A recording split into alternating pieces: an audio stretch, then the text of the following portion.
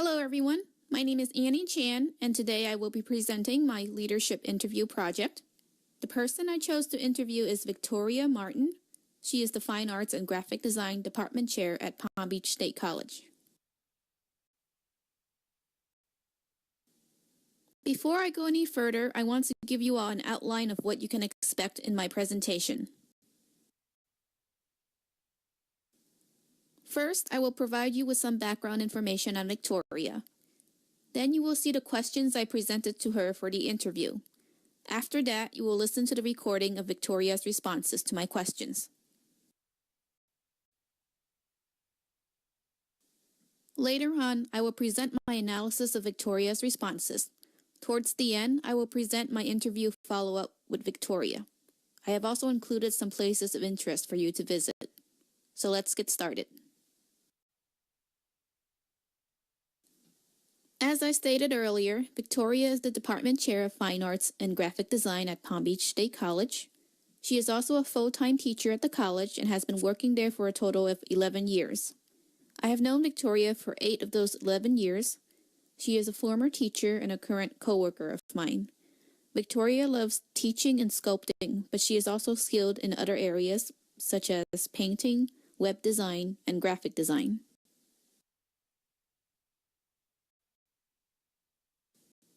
Now let's move forward to the interview.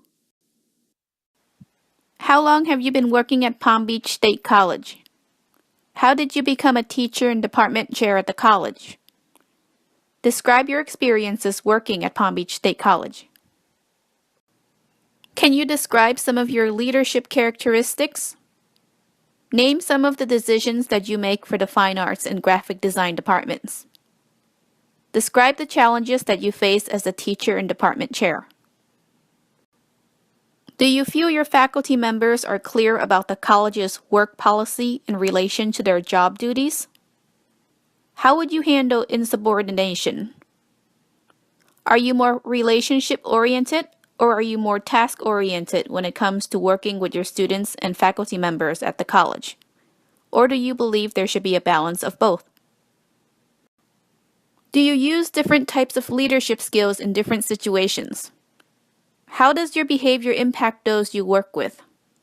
What are some things that you do to help a new employee transition into the workplace? How do you encourage teamwork among your students? Do the same principles apply to your faculty? Do you believe that some people are born to be leaders, or is leadership something people learn over time? Can you tell if someone is a leader by just looking at him or her? What are the cues that tell you if someone is in a leadership position? Would you have to trust someone first before you follow any orders? Do you think leadership can exist without trust? Is IQ, intelligence quotient, or EQ, emotional quotient, more important in the makings of a leader?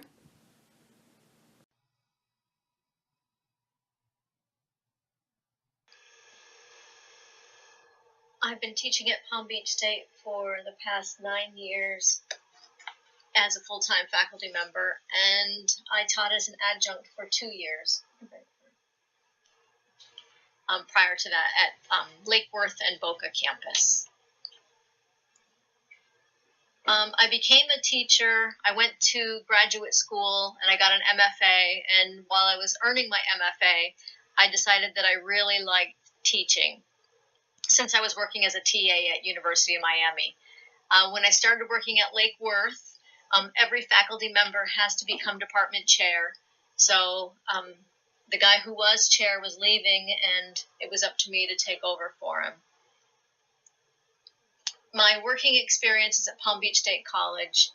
I teach classes full-time. I'm department chair, so I work on the schedule. I hire people. I fire people. I advise students. I help faculty when they need it. I order all the textbooks. But overall, it's a good working experience. I think I've got nice coworkers for the most part, and that makes a really big difference. It's nice. It makes you spend more time with people that you work with than your own family sometimes, so it just makes it easier. Some of my leadership characteristics. I try to be fair. I ask people to do their job, and I give them lots of opportunities if they have problems to always come to me. I try to make it a comfortable atmosphere, but at the same time, I expect people to be professional. I try to hold myself as a professional and do my job, and I just ask for the same. And I always ask for honesty. If people can't do their job, they're going to be out or something like that, I just ask that they talk to me. So I'd say that I try to be fair, and just want people to be responsible. They were hired to do something, and if they can't fulfill their job, then maybe they shouldn't be there. They should do something else.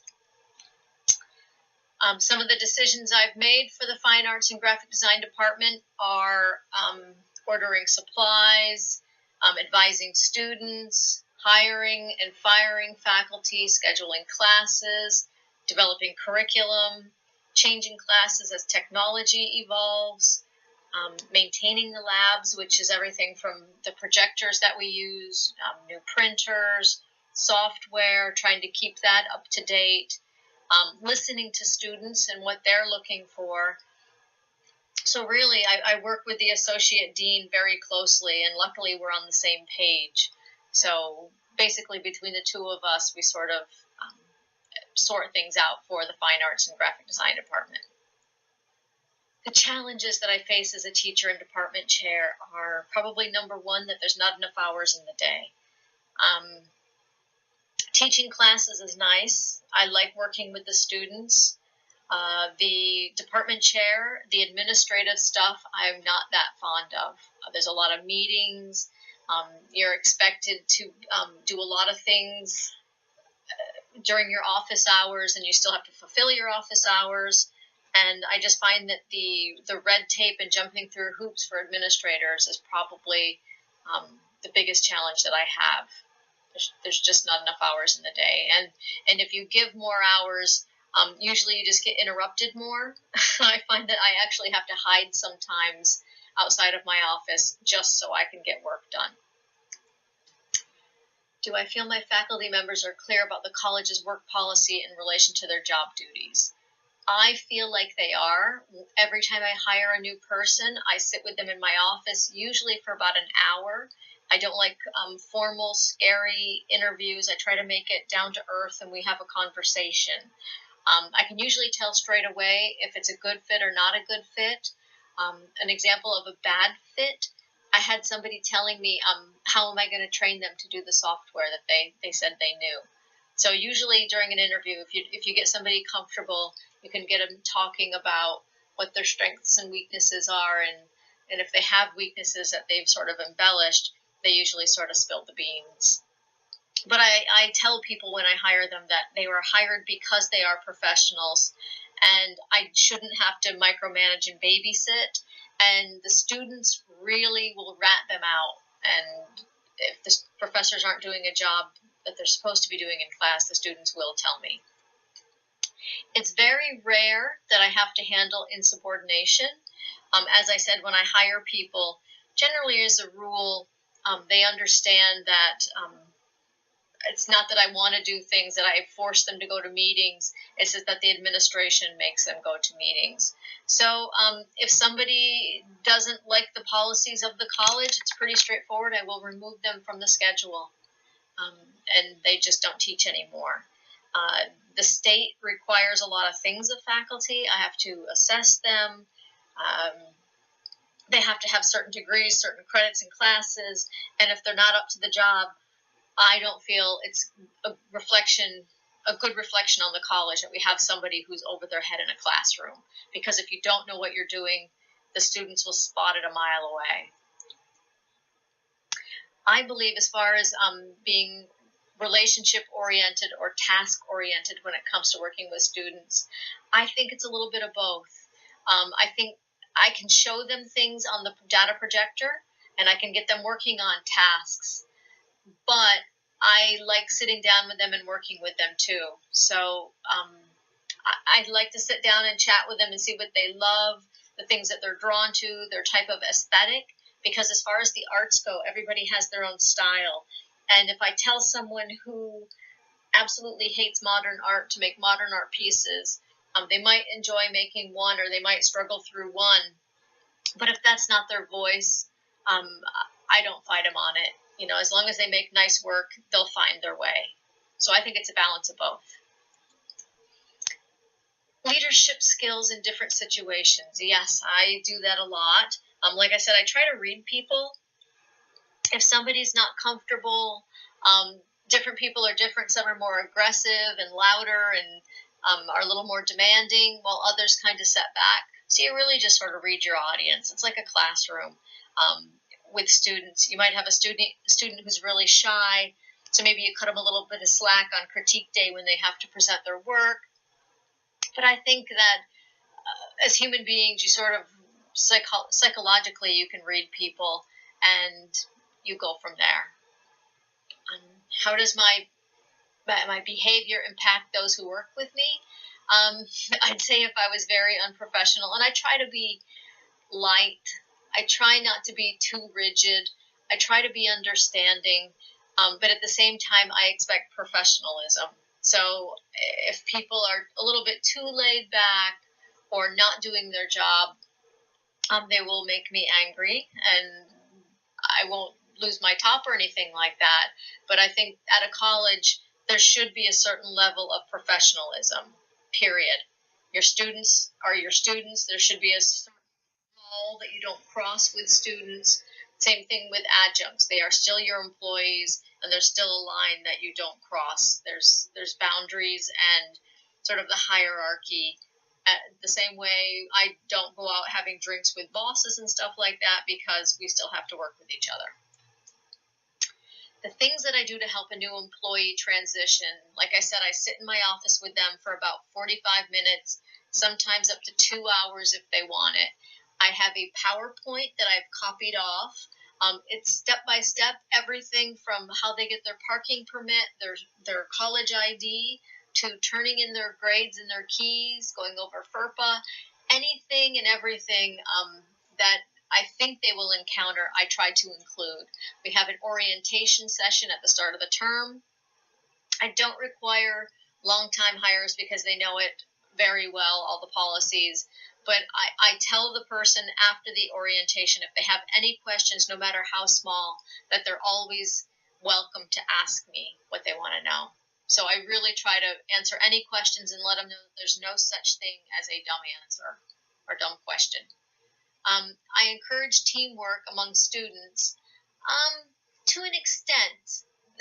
I explained to them that if they were to work at a graphic design ad agency or a printing company anywhere, they're going to have clients that either approve or disapprove of what they're doing. They will not be islands working by themselves. They have to have approval from others on projects. I don't like having them work in groups in the classroom. And that probably falls back to when I was a student, because I was always the crazy workaholic who did 10 projects when only one was due. And then there were students who were sort of lazy and didn't pull their weight. So I see that in classrooms where the people who aren't as motivated sort of ride on the backs of those who are better. And I think it's you might learn during critiques where they're all sort of being graded. So I guess in a way that's like a group criticism of their work. But I let them know that if you're at an agency, and my feedback to them is sort of like a client. So I really try to I try to get the students to understand that they won't be by themselves when they're working. And I think that, yes, it does apply the same to faculty. That if they have strengths and weaknesses, maybe they're not so good in one class, and if they need to pick up another class, but we all are a team. We all make the department stronger or weaker, and we do that by working together and have the best people teaching a class as possible. And I'm always open to their suggestions, whether it's new textbooks. So I really do try to listen. Honestly, I do. Do I believe some people are born leaders, or is it something you learn over time? What I believe is that every person has their strengths and weaknesses. And maybe some people, it's hamming it up in public speaking. And then with others, they're more quiet. So maybe their leadership is in developing a campaign and they're sort of behind the scenes. But I do believe everyone can be a leader. It's just how are they leading? Is it quietly, in the backgrounds while the other person's on center stage? But I think you can learn it. I think it's just finding your place in the world, your passion, and going from there. And I don't think I can tell if someone's a leader just by looking at him or her. I think you never judge a book by the cover. I've known people who are really quiet and withdrawn, and you think that they're not listening, but then they're the person who really steps up in the end. So I try not to gauge people on their looks. I do it more on their performance and their behavior and how they follow through with things. Would I have to trust someone before I follow orders? No. If my boss tells me to do something, I will do it, as long as I'm not breaking a law or something like that. But I usually take people at their word. I myself don't have ulterior motives or anything like that, so I foolishly, naively, whatever you want to call it, expect the same from people. So I usually give honesty, and I expect the same thing in return. So I wouldn't judge somebody or have to trust them completely before following orders. Do I think leadership can exist without trust? I think up to a point. I think if you see the person you're doing all this work for and they keep dropping the ball and screwing up, I think eventually it's sort of disheartening. So I do think you have to an extent, trust the person that you're working for. Otherwise, I think it just causes animosity and maybe not such a great work environment.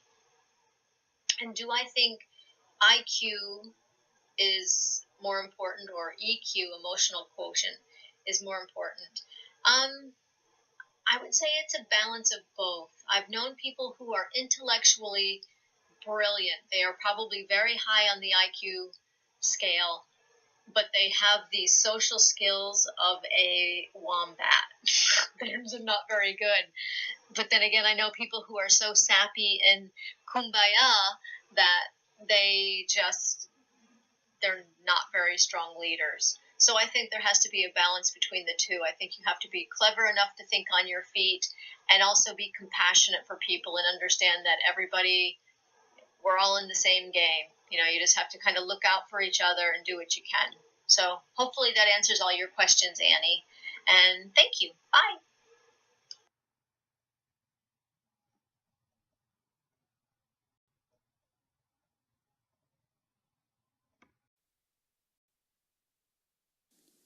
Here's my analysis of Victoria's responses. In terms of leadership traits, Victoria is the type of leader who will go out of her way to help her followers. She always has a smile on her face, which makes it easy for people to approach her. Victoria is an honest individual, but not to the point of being brutally honest when other people's feelings will get hurt. Her educational background and work experience, which includes her time spent as a teacher, department chair, and an artist, are factors that make Victoria capable of leading others. She holds herself to professional standards when it comes to interacting with her followers.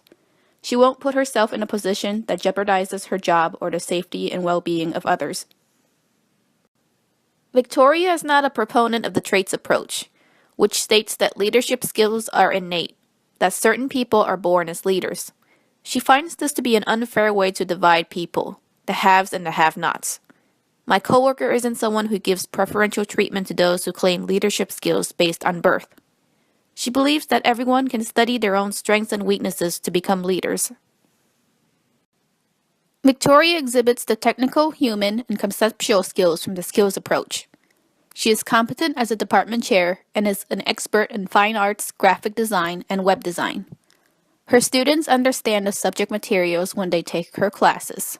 She helps her faculty resolve issues by going through the proper protocols and procedures of the college. Victoria works well with her followers. She provides assistance, such as tutoring and training, to her followers when they need it. She's approachable and easy to talk to. She gets every one of them to achieve their goals both individually and collectively. Victoria is open to new and different concepts and loves to learn from her faculty and students. As an artist, she brings her ideas and concepts to life on paper and on a computer screen. As a faculty and department chair, she brainstorms ways to innovate the department, such as introducing 3D printing alongside the current 2D printing and mounting process at the college. When asked if she would have to trust someone in a leadership position before taking orders from a leader, Victoria's response was no. As long as she wasn't doing anything to break the law, Victoria did not see trust as a prerequisite to carrying out a task from a supervisor or any higher up. Victoria puts her faith and trust in others and hopes that other people treat her the same way. In terms of relationship orientation and task orientation, Victoria combines both because she feels they are equally important in the teacher-student relationship.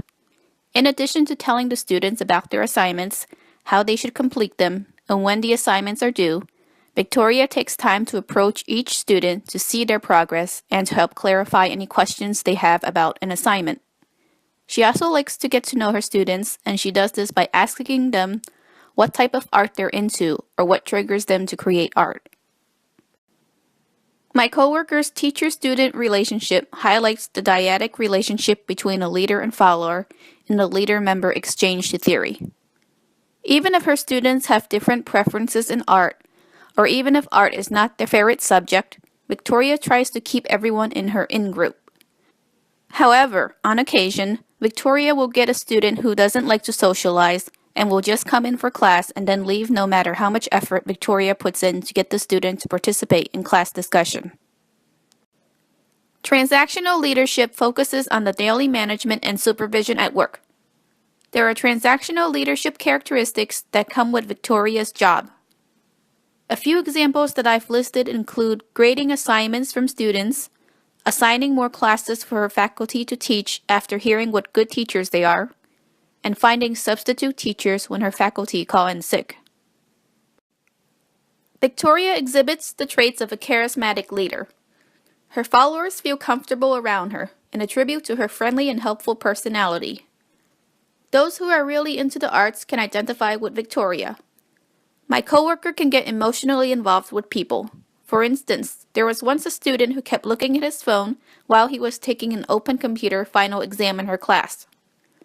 Victoria went over and asked him privately if anything was wrong. Upon hearing that his wife was in labor, Victoria urged him to set aside his exam and go to his wife.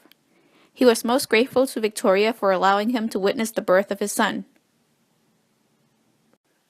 Victoria exhibits directive, supportive, participative, and achievement-oriented leadership behaviors from the path goal theory. She provides her followers with guidelines and expectations about their work and lets them know that they can come to her for additional help if they need it. Victoria is accepting of feedback from others. She helps teachers resolve work-related issues, and she helps students who are having trouble in class. My coworker encourages everyone to give their best performance and to use the college's tutoring and self-enrichment services to help them work towards their goals, whether it be homework assignments or administrative duties.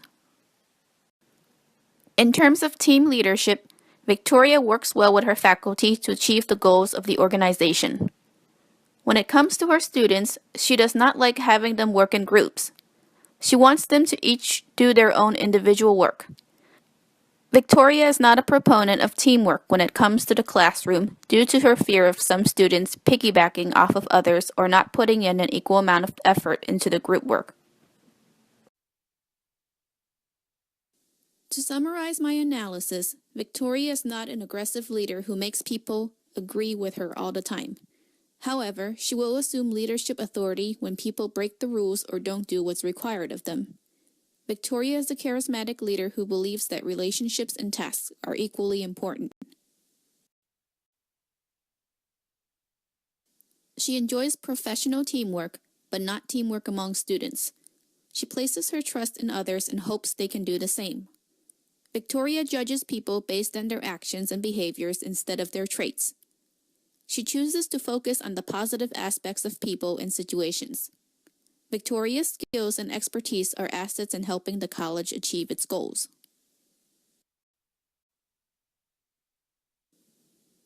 And now I will be presenting my follow-up to the interview.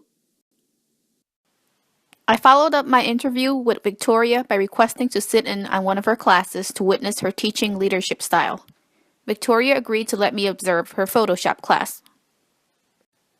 There were 8 students and each of them had a Macintosh workstation. Victoria had a teacher's workstation in the middle of the classroom. The Photoshop class started at noon, but Victoria allotted an extra 10 minutes because she expected some students to arrive late. Everyone had to sign in on an attendance sheet. Victoria had her students critique each other's design projects that day.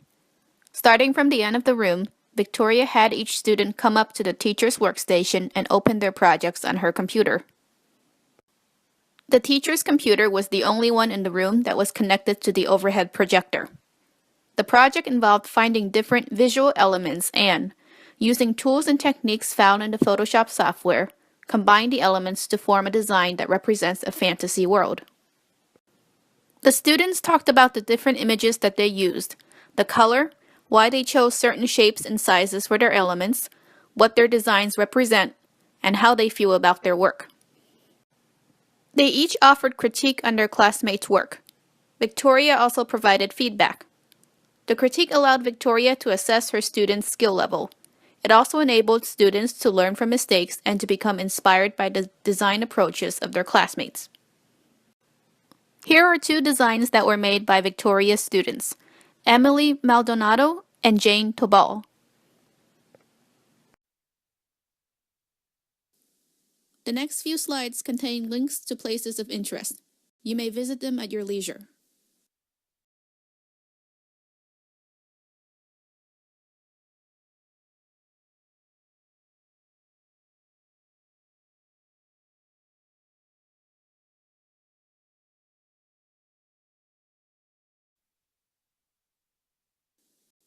I would like to take this opportunity to express my thanks to Victoria for her help in this project. She has provided me with her time and effort, and I am grateful to her. Thank you, Victoria. And thank you to everyone for watching. I look forward to receiving your feedback.